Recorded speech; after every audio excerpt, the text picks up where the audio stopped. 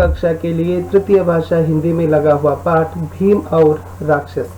और इससे पहले 7 पाठ के वीडियो मेरे चैनल पर है, आप जरूर देखना। और 9वीं कक्षा के अलावा भी 7वीं कक्षा, 8वीं कक्षा, 10वीं कक्षा और व्याकरण के संबंधित वीडियो और NTSC NMMS के परीक्षा के संबंधित सोशल साइंस और साइंस के विषय के बारे में भी नोट्स और एक्सरसाइज के क्वेश्चंस के भी वीडियोस है, आप जरूर देख लेना और इससे आपको फायदा कर लेना है। आत्मीय विद्याರ್ಥಿಗಳೇ, ತಮ್ಮೆಲ್ಲರಿಗೂ ಕೂಡ ನನ್ನದೇ ಆಗಿರತಕ್ಕಂತ ಯೂಟ್ಯೂಬ್ ಚಾನಲ್ ಸ್ಟಡಿ ವಿತ್ ಪರಶುರಾಮ್ಗೆ ಸ್ವಾಗತವನ್ನು ಕೋರ್ತೀನಿ।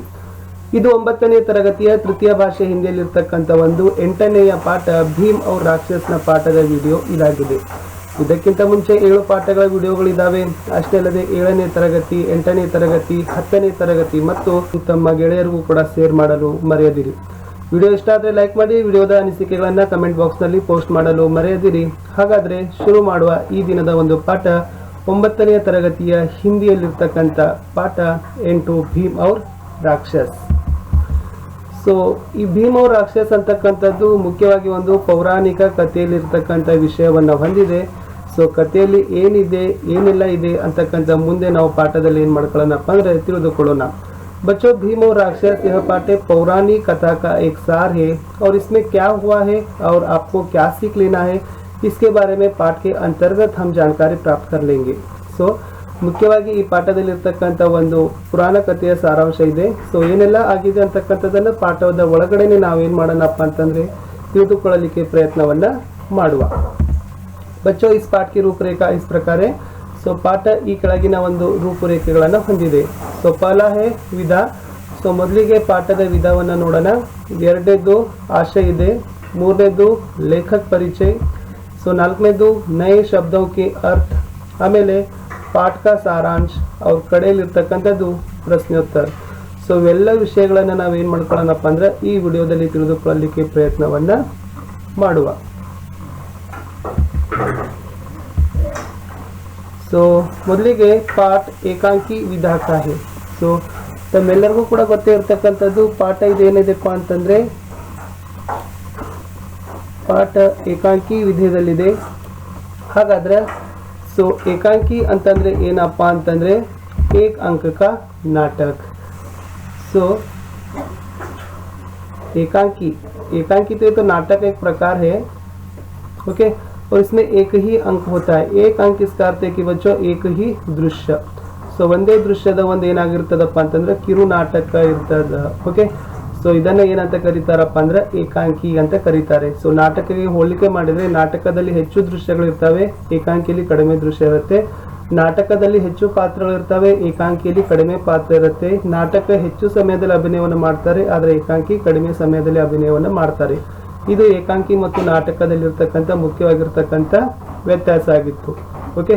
ಅರ್ಥ ಆಯ್ತು ಅಂತ ಅನ್ಕೊಂಡಿದ್ದೀನಿ। ಇನ್ನು ಮುಂದೆ ಹೋಗೋಣ, ಪಾಠದ ಒಂದು ಆಶಯಕ್ಕೆ ಬರೋಣ। ಬಚ್ಚೋ, यह 8वां पाठ है भीम और राक्षस। तो ಇದು 8ನೇ ಪಾಠ ಏನಪ್ಪಾ ಅಂತಂದ್ರೆ ಭೀಮ್ और राक्षस। और इस पाठ के लेखक है कि बच्चों विष्णु प्रभाकर जी। सो ಈ ಪಾಠವನ್ನು ಬರೆದಿರ್ತಕ್ಕಂಥ ಲೇಖಕರೇ ವಿಷ್ಣು ಪ್ರಭಾಕರ್।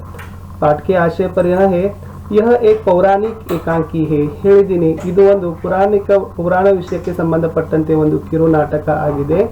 ಭೀಮ್ के द्वारा बकासुर का वध। ಸೊ ಬಕಾಸುರ ಅಂದ್ರೆ ಏನಪ್ಪಾ ಅಂದ್ರೆ ರಾಕ್ಷಸನ ಹೆಸರು, ಓಕೆ। ಸೊ ಭೀಮ ಏನ್ ಮಾಡ್ತಾನಪ್ಪ ಅಂದ್ರೆ ಬಕಾಸುರ ಅಂತಕ್ಕಂಥ ರಾಕ್ಷಸನನ್ನ ಕೊಲೆ ಮಾಡ್ತಾನೆ।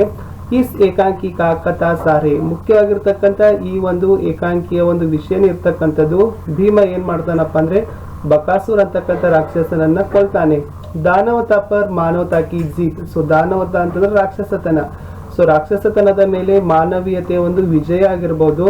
अच्छाई के सामने बुराई की हार, ಒಳ್ಳೆಯದರ ಮುಂದೆ ಕೆಟ್ಟತನದ ಒಂದು ಸೋಲು।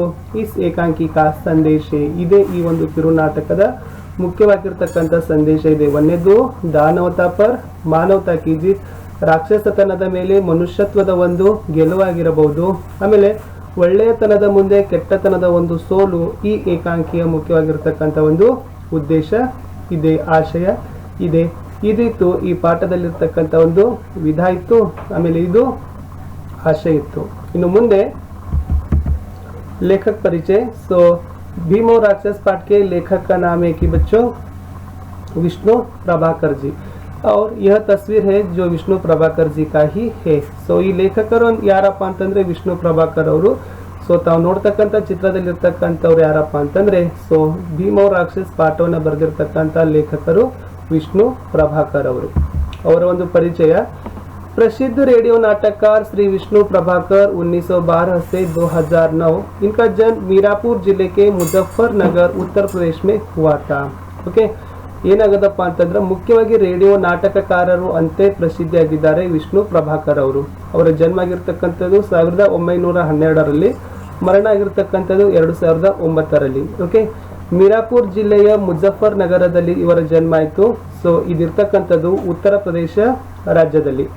आपके प्रसिद्ध एकांकी संग्रह है प्रकाश और परछाइयाँ, ऊंचा पर्वत, गहरा सागर, माँ का बेटा, इंसान और अन्य एकांकी, अशोक तथा अन्य एकांकी, माँ बाप आदि. इವರು ಬರೆದಿರ್ತಕ್ಕಂಥ ಈ ಏಕಾಂಕಿಗಳ ಸಂಗ್ರಹಗಳ ಹೆಸರುಗಳು ಪ್ರಕಾಶ್ और परछाइयाँ, ऊंचा पर्वत, गहरा सागर, माँ का बेटा, इंसान और अन्य एकांकी, अशोक तथा अन्य एकांकी, माँ बाप. सोवियतलैंड नेहरू पुरस्कार से सम्मानित आपने 60 से अधिक पुस्तकों के एवं अनेक पत्र पत्रिकाओं के संपादन में भी योगदान दिया है. ಇವರಿಗೆ ಸೋವಿಯತ್ ಪುರಸ್ಕಾರ ಕೂಡ ಸಿಕ್ಕದ. ಸುಮಾರು 60ಕ್ಕಿಂತ ಹೆಚ್ಚು ಪುಸ್ತಕಗಳನ್ನು ಪತ್ರಿಕೆಗಳನ್ನು ಏನು ಮಾಡಿದಾರಪ್ಪ ಅಂದ್ರೆ ಸಂಪಾದನೆಯನ್ನು ಮಾಡಿದ್ದಾರೆ. ಅದಕ್ಕಾಗಿ ಅವರಿಗೆ ಸೋವಿಯತ್ಲ್ಯಾಂಡ್ ನೆಹರು ಪುರಸ್ಕಾರ ಸಿಕ್ಕಿದೆ. ಆವಾರ ಮಸೀಹಾ ಆಪ್ಕಿ ಪ್ರಸಿದ್ಧ ಜೀವನಿ ಹೇ. ಇವರು ಬರೆದಿರ್ತಕ್ಕಂಥ ಜೀವನ ಚರಿತ್ರೆ ಬಯೋಗ್ರಫಿ ಯಾವುದಪ್ಪ ಅಂತಂದ್ರೆ ಆವಾರ ಮಸೀಹಾ ಅಂತಕ್ಕಂಥದ್ದು. ಆಪ್ಕೆ ಉಪನ್ಯಾಸ, ಇವರು ಬರೆದಿರ್ತಕ್ಕಂಥ ಕಾದಂಬರಿಗಳಿದ್ದಾವೆ. ಅರ್ಧನಾರೀಶ್ವರ, ಇದಕ್ಕೆ ಕೇಂದ್ರ ಸಾಹಿತ್ಯ ಅಕಾಡೆಮಿಯವರು ಪುರಸ್ಕಾರವನ್ನು ಕೊಟ್ಟಿದ್ದಾರೆ. ತಟ್ಕೆ ಬಂಧನ್ ಇದೆ, ನಿಶಿಕಾಂತ, ಸ್ವಪ್ನಮಯಿ ವ ದಾದಾ ಕಿ ಕಚಹರಿ. ಇವರು ಬರೆದಿರ್ತಕ್ಕಂಥ ಕಥೆಗಳ ಸಂಗ್ರಹ ಇದೆ. ಧರತಿ ಅಬ್ ಬಿ ಘೂಮ್ ರಹಿ ಹೇ, ಮೇರಿ ಪ್ರಿಯ ಕಹಾನಿಯಾ, ಸಂಘರ್ಷ ಕೆ ಬಾದ್, ಆದಿ ಔರ್ ಅಂತ್. ಸೊ ಇದಿತ್ತು ಲೇಖಕರಾಗಿರ್ತಕ್ಕಂಥ ವಿಷ್ಣು ಪ್ರಭಾಕರ್ ಅವರ ಒಂದು ಪರಿಚಯ. ಸೊ ಇನ್ನು ಮುಂದೆ ಶಬ್ದಾರ್ಥಕ್ಕೆ ಹೋಗುವ. ಶಬ್ದಾರ್ಥದಲ್ಲಿ ಏನೆಲ್ಲ ಹೊಸ ಪದಗಳಿದಾವೆ ಅಂತಕ್ಕಂಥದ್ದು. विपदा, मुसीबत, रम जाना, मग्न होना, दिल बहलाना भी कहते इसे. और पहेलिया बुझाना इसका अर्थ है कि घुमाव फिराव की बात करना. रखवाली इसका अर्थ है कि पहरेदारी, इसे हिफाजत भी कहते हैं. और बारी इसका अर्थ है कि क्रमवार स्थिति. भुगताना इसका अर्थ है कि झेलना. उजाड़ना यानी बर्बाद करना. अजीब इसका अर्थ है कि विचित्र, विलक्षण. सब्र यानी सहनशीलता, धीरज. उतावला इसका अर्थ है कि जल्दबाज. फिर फांकना है, फांकना इसका अर्थ है कि मुंह में डालना.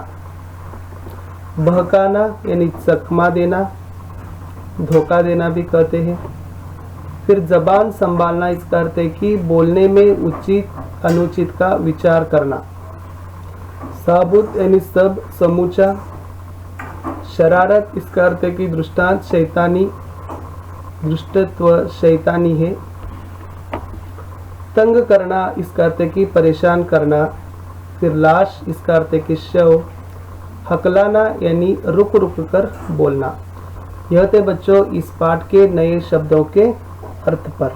आपको नए शब्दों के अर्थ बहुत ही समझ लेना है, क्योंकि इससे ही आपको क्या होता है कि परीक्षा में अच्छे अंक प्राप्त करने के लिए क्या एक अवसर भी मिलता है. कई कई 2 प्रश्न भी इससे आते ही है.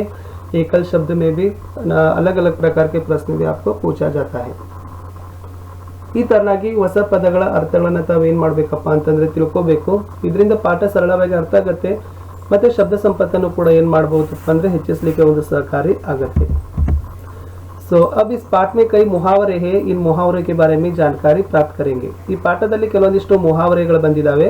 ಸೊ ಯಾವೆಲ್ಲ ಮುಹಾವರೆಗಳಿದ್ದಾವೆ ಅಂತಕ್ಕಂಥದ್ದನ್ನು ನೋಡೋಣ. सो पहले कि बच्चों पानी पिलाना. सो पानी पिलाना शब्द का अर्थ है कि मुहावरे करते कि सबक सिखाना, बुद्धि ಹೇಳುವುದು. ನೆಕ್ಸ್ಟ್ ಹಿಮ್ಮತ್ ನ ಹರನಾ. ಸೊ ಹಿಮ್ಮತ್ ನ ಹರನಾ ಅಟಲ್ रहना, ಸ್ಥಿರವಾಗಿರ್ತಕ್ಕಂಥದ್ದು. ಭಾಗ್ಯ ಫೂಟ್ನಾ इसका अर्थ है कि बुरा होना, ಕೆಟ್ಟದಾಗೋದು. और आग बबूला होना. आग बबूला होना इस मुहावरा करते कि क्रोधित होना, सिटागोदु. फिर रो पीटना है, और रो पीटना इस करते कि दुख से समय काटना.